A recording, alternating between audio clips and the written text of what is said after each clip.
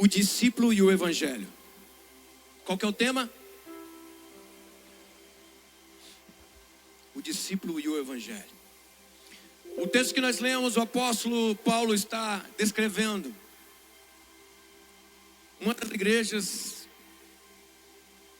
que ele fundou, uma das igrejas que com muitas lágrimas, com seu próprio sangue derramado, com muito esforço, muita determinação e muita renúncia, ele implantou.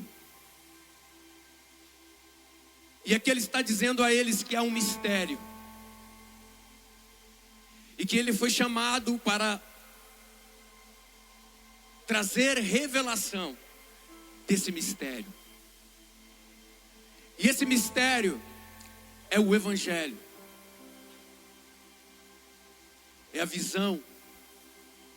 Esse mistério é a palavra da verdade, que não foi revelada de forma nenhuma a outras gerações. Mesmo tendo pessoas tais como Noé, Abraão,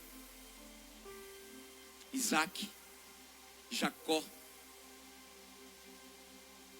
Moisés, Elias, Jeremias, Malaquias e tantos outros homens e mulheres que foram exponencialmente importantes para o plano de Deus na terra.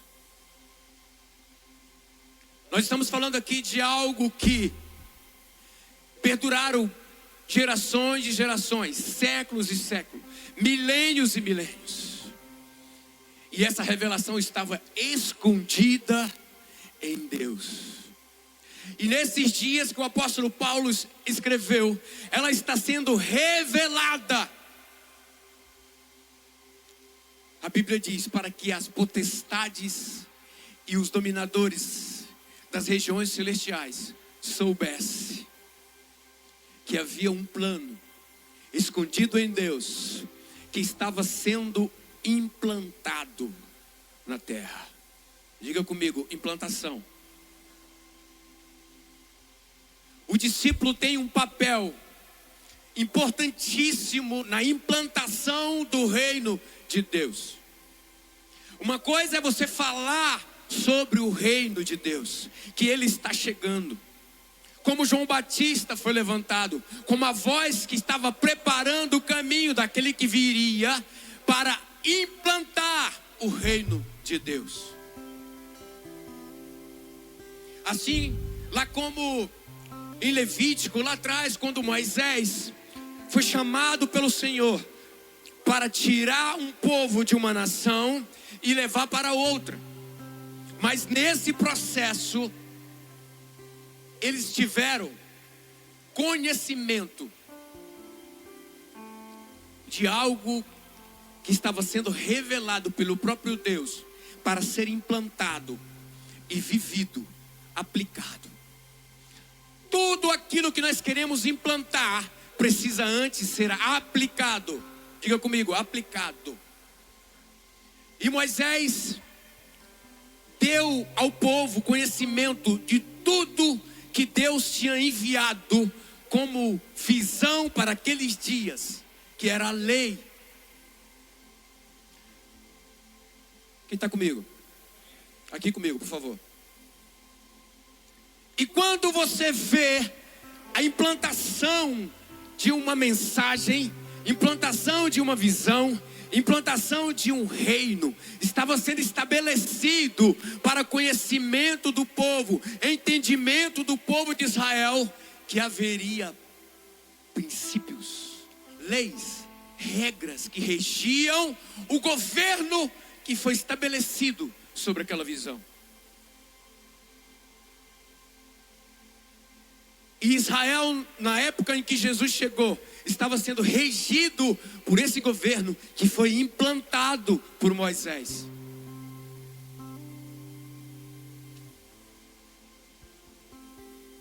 Ele implantou 3 coisas especiais para o serviço da casa do Senhor: os levíticos, os sacerdotes e os sumos sacerdotes.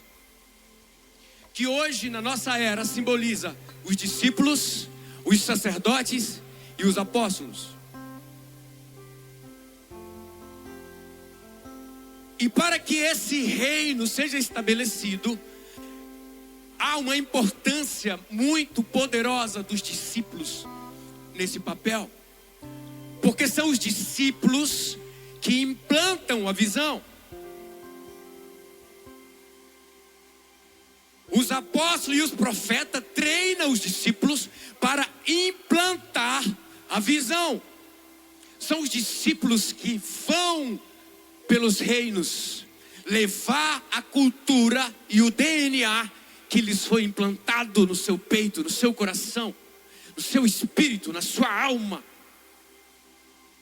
Está tão arraigado e implantado nos discípulos esse trabalho feito pelos apóstolos e pelos profetas, porque foi por eles e através dele que nós lemos que Deus revelou o grande mistério para os últimos dias, pelos apóstolos e pelos profetas de Deus. Quem está comigo, diga amém. E agora nós entendemos que mais do que falarmos sobre visão, nós temos a responsabilidade de implantar a visão. E quando nós estamos andando para implantar a visão, nós discípulos, todos nós discípulos dessa casa, somos responsáveis para implantar a visão, esse reino lá fora. Aqui, vocês estão aqui olhando para um sacerdote, bonito por sinal, fala amém para me ajudar. Aleluia, povo obediente. Mas vocês estão olhando para um sacerdote que está cumprindo o seu ofício dentro da implantação do reino. Aqueles que são chamados para a religião, para a igreja, aqui é o lugar deles exercer o seu chamado. Aqui o líder, aqui o pastor, aqui o ministro que sobe aqui, ele já está cumprindo o seu ofício de implantar dentro de você a visão. Agora lá fora na sociedade, esse papel é dos discípulos, diga amém. São os discípulos que levam a visão. Por isso é muito importante. Lá quando Moisés descreveu os discípulos, eles cuidavam somente da casa. Os levitas, eles cuidavam do ambiente, eles preparavam o ambiente. Os sacerdotes, eles ministravam diante do povo, e o sumo sacerdote estava diante de Deus para receber as revelações. Só que não tínhamos naquela época, dentro dessa visão, uma visão de expansão de reino, de implantação de reino. Era somente em Israel, era somente para o povo hebreu, era para o povo de Judá, era para o povo de Israel. Então a gente consegue ver e concluir que haveria de ser revelado algo maior. Haveria de ser revelado algo que fosse concreto, para estabelecer a vida de Deus por toda a terra. Já que um dia na Torre de Babel foram espalhadas pessoas por todo o mundo, pessoas que faziam parte do ciclo onde o próprio Deus governava. E agora voltamos então para a revelação dos últimos dias. Eu acho muito lindo, porque agora o Jesus chega. Jesus não faz uma coisa nova quando ele chama os 12. Era algo de costume, o mestre chamar os seus alunos. Isso é cultura hebraica. Mas algo novo aconteceu, porque não era somente alunos. Realmente foi estabelecido e implantado dentro de homens e dentro de mulheres algo que transcendeu o ensino, algo que transcendeu o conhecimento. foi implantado dentro daquelas pessoas, aqueles homens e aquelas mulheres, uma mensagem. Em Atos, o rei Agripa chamou Paulo preso e disse assim: cara, eu preciso ouvir um pouco mais sobre um tal tema da ressurreição. Eu quero ouvir um pouco mais sobre um tal tema de o caminho. Do que se trata o caminho? Do que se trata a ressurreição dos mortos? Pessoas do alto escalão da humanidade, príncipes da terra, reis, estavam absorvendo o conhecimento de Deus a respeito de um apóstolo que era discípulo de Cristo. Transcendeu o conhecimento da Torá, transcendeu o conhecimento dos escribas, dos fariseus, dos saduceus, transcendeu o conhecimento e da cúpula dos maiorais. Foi além disso, porque não foi somente pessoas chamadas para dentro, mas foram pessoas que foram chamadas para todos os lugares, ocupar todos os lugares da sociedade, ocupar lugar no grande escalão da política, dentro da justiça, dentro do governo, dentro do esporte, dentro da educação, dentro da televisão, seja em qualquer lugar onde haja alguém disposto a viver o implantar do reino de Deus. O apóstolo Paulo disse: irmãos, eu vou revelar a vocês, eu fui chamado para isso, não por minha causa, eu sou o menor dos menores. Ele usa em algumas versões essa expressão, mas por causa do poder de Deus que me chamou para tal obra. E por isso eu fui levantado entre vocês, vocês que não tinham participação no templo, vocês que eram impuros, não podiam entrar no templo para adorar. Eu tenho uma revelação nova para vocês. Foi para isso que o discípulo foi chamado. O discípulo foi chamado para trazer uma revelação nova para a terra. O discípulo foi chamado para trazer uma nova revelação, um novo conhecimento. O discípulo foi chamado para implantar o reino de Deus, para que o nome do Senhor seja glorificado e o propósito da criação seja feito.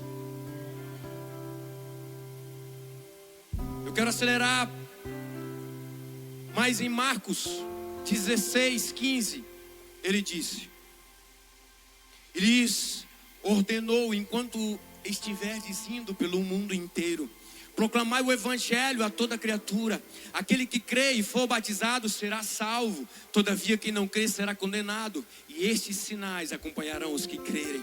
Em meu nome expulsarão demônios, em meu nome em línguas novas falarão, ou em novos idiomas falarão, pegarão serpente com as mãos, e se algo mortífero beberem, de modo nenhum lhe fará mal. Sobre os enfermos imporão as mãos e eles serão curados. Em meu nome, em meu nome. Vamos trazer novamente o entendimento para a gente entender. Quem é que se considera um discípulo de Jesus?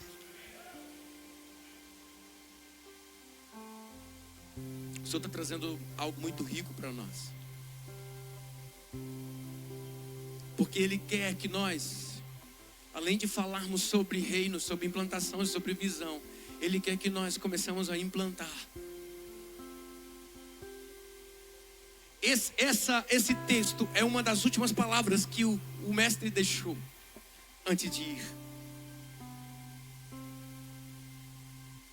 Ele já tinha conversado esse tema com os discípulos. Tanto é que quando ele começa aqui, ele disse assim: ó, ei, sabe quando vocês estiverem indo por todas as nações? Isso era um assunto já conversado. Sabe quando vocês estiverem indo sobre todas as nações, preguem a palavra. Quem implantar o meu reino, pregue a palavra. Onde você está, pregue a palavra. Sem pregação da palavra de Deus, não tem como implantar o reino de Deus, irmão. Se não abrirmos a Bíblia, não tem como as pessoas conhecer o reino do nosso Deus. se não abrirmos as páginas de conhecimento de Deus que tem no nosso coração, as pessoas jamais conhecerão e jamais verão o Deus que nós servimos.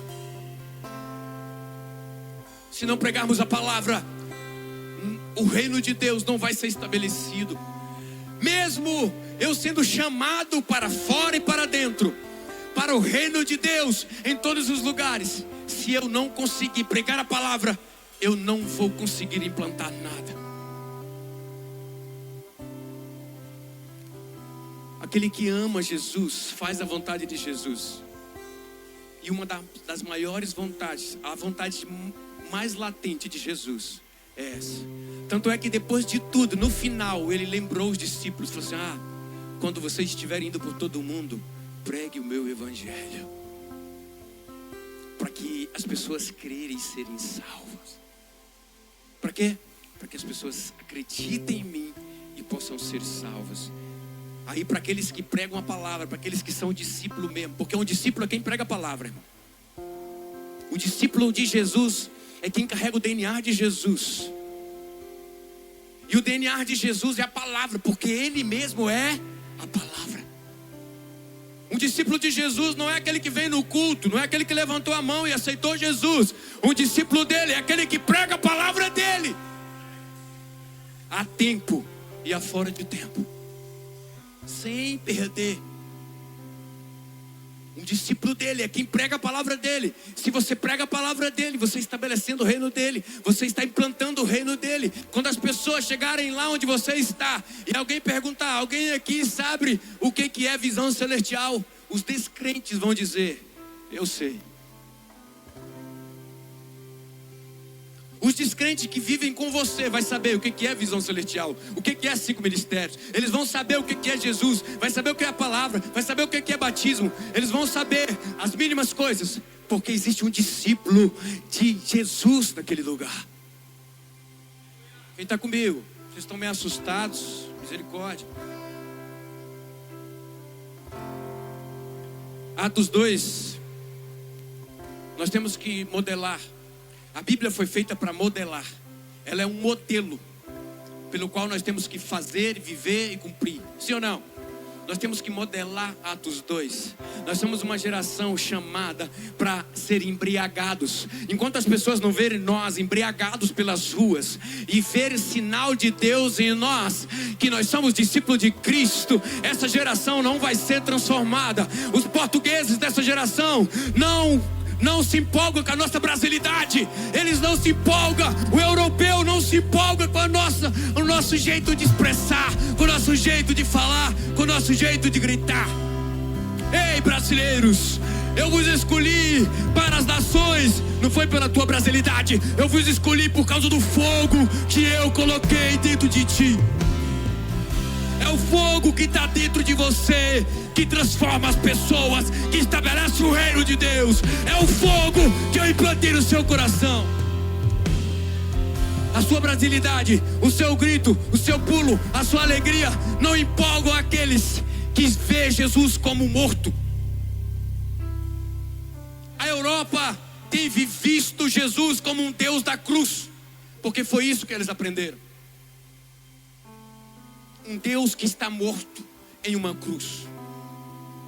Estou falando da geração mais antiga da Europa, que ainda ouviu alguém falar de corajosos que vieram e tiveram a coragem de mostrar um Jesus pregado na cruz.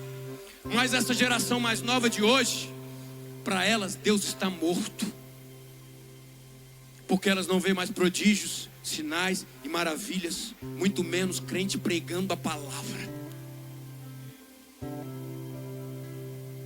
Nós somos chamados para discípulos, alunos, DNA de Cristo. As pessoas olhavam para os 12 e falavam assim: aquele cara ali parece com Jesus. Não tinha nada a ver, cara. Pedro era muito mais bonito que Jesus. Isaías disse que a aparência de Jesus era como uma raiz seca. Mas eles olharam para Pedro e falaram assim: esse cara aqui é discípulo de Jesus. O cara falou assim: não, moço, Deixa eu te dizer, Deus está levantando uma geração, mesmo que você negue, não será possível negar que você é discípulo do Rei Jesus. Deus está levantando uma geração que é restauradora da comunhão.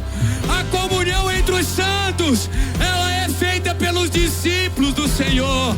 E aqueles que se levantam entre o corpo para alimentar as diferenças serão engolidos por aqueles que alimentarão a comunhão nesses últimos dias.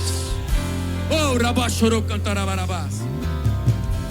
Quanto mais a igreja alimenta as diferenças, mais a gente se afasta. Mas quando a gente alimenta a comunhão, mais junto a gente está. Nós temos vivido coisas espetaculares desses dias na comunhão, no partir do pão. Um leva um frango, outro leva um feijão, outro leva a batata, outro leva o arroz, outro leva a boca para comer. O importante é estar lá. E nas comunhões, nunca faça uma comunhão de santos sem oração. Como Deus tem se revelado. Eu tenho visto no poder da comunhão coisas tremendas. Em outros dias, adolescentes começam a ter visão sobre o reino. Crianças, profeta. Crianças, pai, eu levantei e sonhei com a nação tal. Eu sonhei que tinha gente sido enviado para a nação tal. O poder da comunhão, Jesus está restaurando entre os discípulos. O poder da comunhão, onde as pessoas alimentarão o que é comum e deixarão o que é diferença para lá. Porque olha para Atos dos Apóstolos, a igreja não tem mal o que falar. Os irmãos estão em unidade, em comunhão, todos os dias, junto. O poder de Deus se manifestava pela mão dos apóstolos. E os discípulos iam crescendo, iam crescendo, iam crescendo, iam crescendo. Por quê? Porque ali tinha um modelo de cristãos, ali tinha um modelo de discípulos. E é esse protótipo, é isso que o Senhor está chamando a gente para viver nesses dias.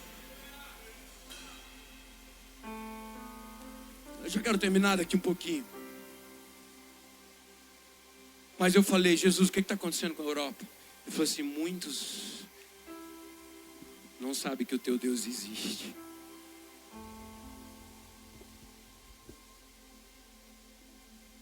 Quem anda na rua, quem vive o evangelho na rua sabe do que eu estou falando. Idosos, o inimigo lançou uma venda sobre os olhos das pessoas, especialmente na Europa, para elas não verem a salvação. Pessoas vendadas, que só conseguem ver um Cristo na parede, que não pode ajudar ninguém. Mas nós somos chamados para ser embriagados pelo Espírito. Para as pessoas nos encontrar em atividade, desenvolvendo o nosso espírito, desenvolvendo o nosso chamado como discípulo de Jesus. Porque quem prega a palavra, olha só o que está escrito. O Senhor falou assim, ó, vocês vão e pregam a minha palavra. E aos que crerem, e aos que crerem, por favor, aos que crerem. Obrigado, lindo. Meu Deus, isso aqui é muito forte, gente. Já quero finalizar, tá bem?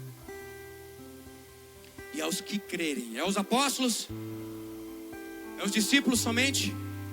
É aos que crerem em meu nome, expulsarão demônios. Você não sabe o tanto de demônios que tem nessa cidade. Você não sabe o tanto de demônios que tem nessa geração. O demônio que cegou a Europa está aí. E ele só pode ser expulso por alguém que crê, que vai carregar o sinal de expulsar os demônios. Os demônios não vão prevalecer diante de ti. Onde você chegar, os demônios vão ter que gritar e sair, desocupar, desalojar. Porque chegou um discípulo de Jesus que prega a palavra de Deus. E através da pregação da palavra de Deus, o Senhor vai derramar sinais e sinais de libertação nessa geração. Meu Deus, alguém crê nisso?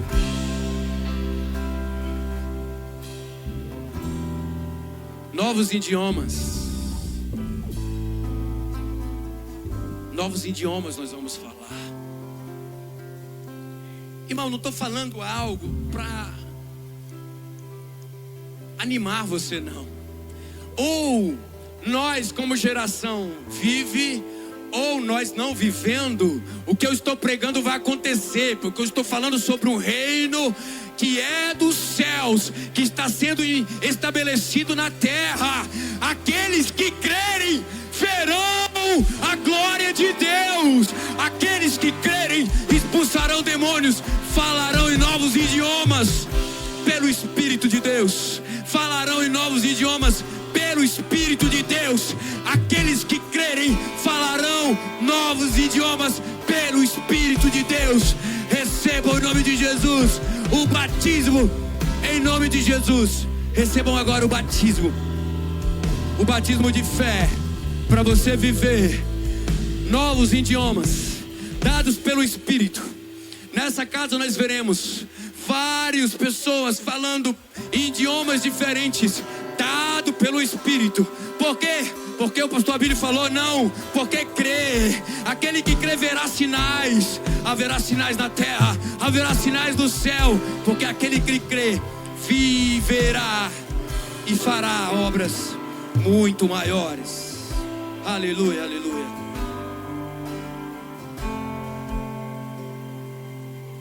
Pegarão serpente com as mãos. O que significa pegar serpente com as mãos? Pegar a serpente com a mão, até uma pessoa natural consegue pegar. Sim ou não? As pessoas treinam e andam com serpente enrolada em tudo quanto é lugar. Sim ou não? O que Jesus está querendo dizer? Em um contexto tão espiritual, de mandar os demônios embora, de falar em idiomas através do Espírito.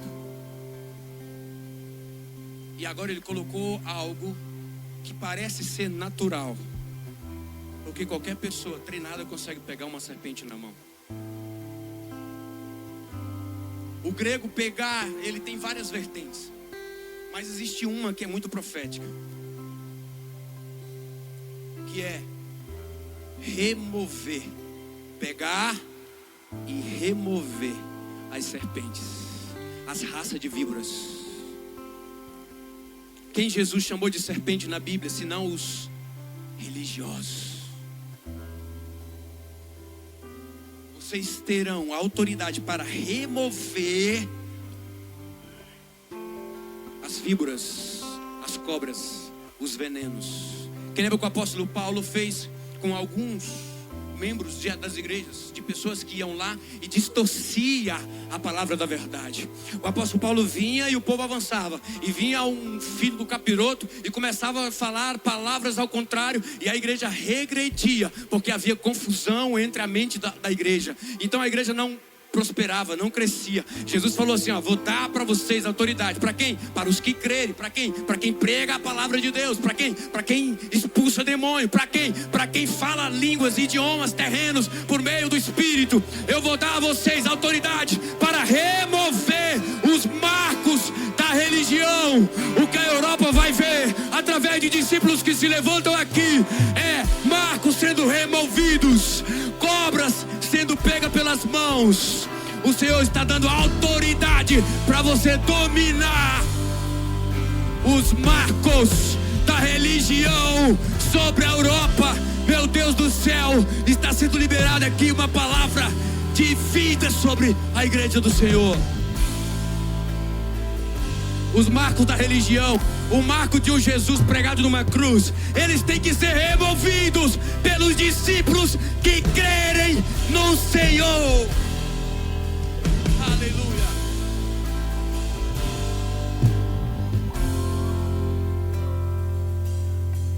Eles, os que crerem, imporão as mãos e as pessoas ficarão curadas. Se a gente não modelar esse evangelho como os discípulos do passado, nós não podemos fazer nada diferente. Daqui 10 anos, quando os nossos filhos tiverem as nossas idades, eles vão estar vivendo em meio a uma geração, uma sociedade que vê Deus como um objeto que pode ser mudado de lugar na hora que querem. Ou nós podemos levantar hoje, não como uma geração de dentro de igreja, mas como uma geração que vem aqui para ser alimentado, para voltar e alimentar e implantar o reino do Senhor para todos sempre, em todos os lugares, em todas as nações. Eu quero finalizar dizendo que a Europa padece de discípulos. E nós somos uma igreja apostólica. Está sendo devolvido para a Europa o poder do evangelho apostólico. Sabe aquilo que Paulo disse? É um mistério que estava guardado, em outras gerações não puderam ver. O Senhor está decretando, está liberando e implantando através de você nessa terra o evangelho poderoso de sinais de cura. Há quanto tempo nós temos passado de joelhos pedindo cura? Quanto tempo nós temos orado para buscar libertação? Há quanto tempo você tem buscado dons de outros idiomas? Há quanto tempo nós estamos aqui em uma outra nação? Sabe quando nós vamos trazer os portugueses para cá? Quando nós entrarmos nas casas deles e curar eles das enfermidades. Quando o coxo começar a ser levantado, irmão, ninguém pode impedir. Eles vão invadir esse lugar. E quando nós, como discípulos, estivermos mesmo nesse evangelho, sabe, entronizado nele, não num evangelho, sabe, frágil, sabe, de poucas sinais, mas um evangelho que nós estamos vendo hoje através das escrituras, vai ser inevitável as cadeiras de rodas se levantarem no espaço onde nós estivermos. Nós não podemos ficar distraídos com as coisas entre nós. Nós estamos muito tempo ocupados para saber o que o irmão achou de fulano de tal. Você sabe quantas pessoas morreram hoje nessa nação que poderiam ser salvas? Sabe, esse evangelho restaura os discípulos que amam as almas. Quando eles saem daqui, eles não saem daqui pensando na picanha que vai comer. Ele está pensando no homem e na mulher que tem um último fôlego de vida. Pastor, mas que evangelho é esse? É o evangelho do sofrimento. Você acha que pegar um avião, ir para a Alemanha e pegar lá um outro idioma, com outras pessoas, com outra linguagem, e pregar o evangelho para elas, estabelecer o reino de Deus é fácil? Ou os discípulos abrem a bandeira do sofrimento e diz: pai, mãe, eu estou aqui para servir o teu reino. Se necessário for sofrer, eis-me aqui. Eu vou aprender a sofrer por causa do evangelho, porque eu ainda não sei.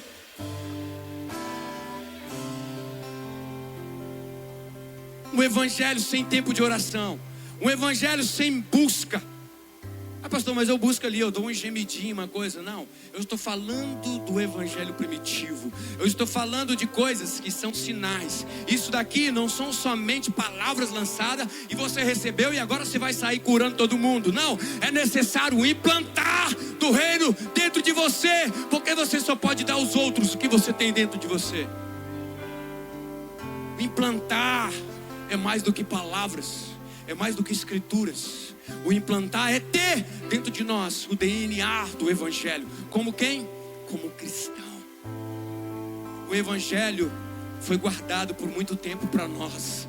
Você sabia que tem gente que morreu, que queria ter vivido o evangelho? Foi guardado para mim e para você. E nós precisamos corresponder com esse chamado. Nós precisamos dar voz ao cristianismo verdadeiro. O cristianismo que libera sinais de cura, sinais de libertação. Irmão, eu tô doido, eu já tô afiado já para receber os dons de línguas que o Senhor falou comigo que vai me dar. Eu já tô afiado.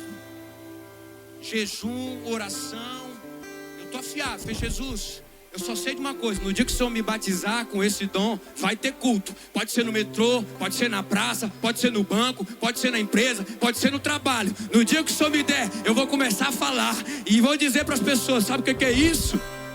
é o dom de Deus, é para os que crerem. E já fiz o meu compromisso com Deus e vou fazer apelo, porque eu creio. Mas Ele me disse: tu quer? Eu disse: oro por isso desde que eu me converti. E Ele disse: então ore. Então ore.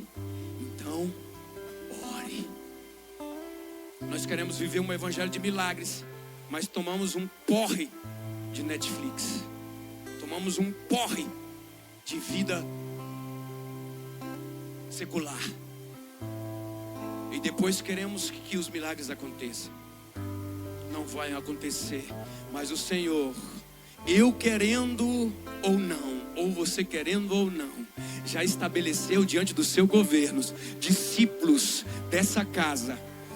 Aqueles que dizem assim: ah, mas por esse lugar não vou ser enviado. Não, esse lugar não tem nada a ver comigo. Deixa eu te dizer um negócio: você vai ser engolido pelos discípulos que o Senhor vai enviar para cá. Porque se nós não levantarmos desse tempo, o Senhor enviará de todo lugar dessa terra gente para cumprir o chamado dele nessa casa, nessa nação. Porque Portugal já está liberado para abrir casas em todas as cidades que você quiser. Existem na Alemanha, você pode abrir casas apostólicas em qualquer cidade que o Senhor enviar, porque lá já está liberado dos Estados Unidos, já está liberado da Espanha, muitas nações já estão liberados. O que falta? Os campos já estão prontos, só falta ceifeiros. Se coloque de pé.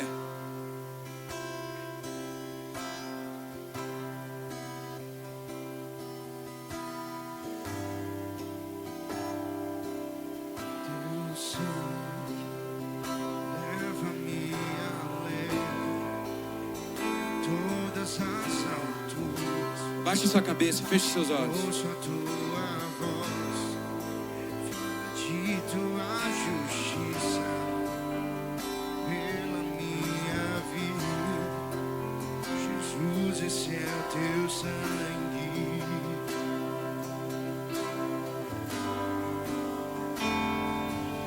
Tua cruz, mostra-me tua graça, do amor do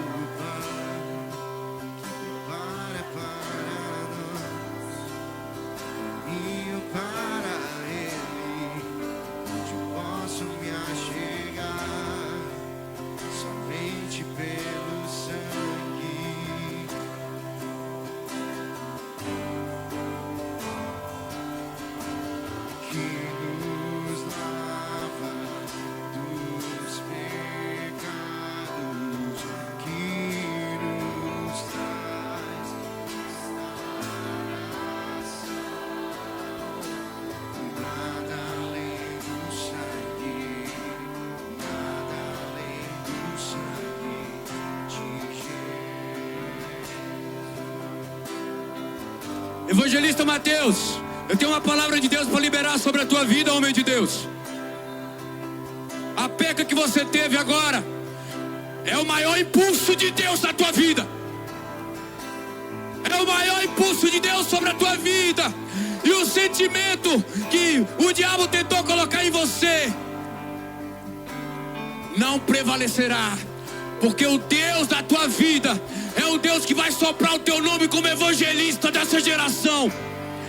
E muitos saberão que há um Deus na tua vida.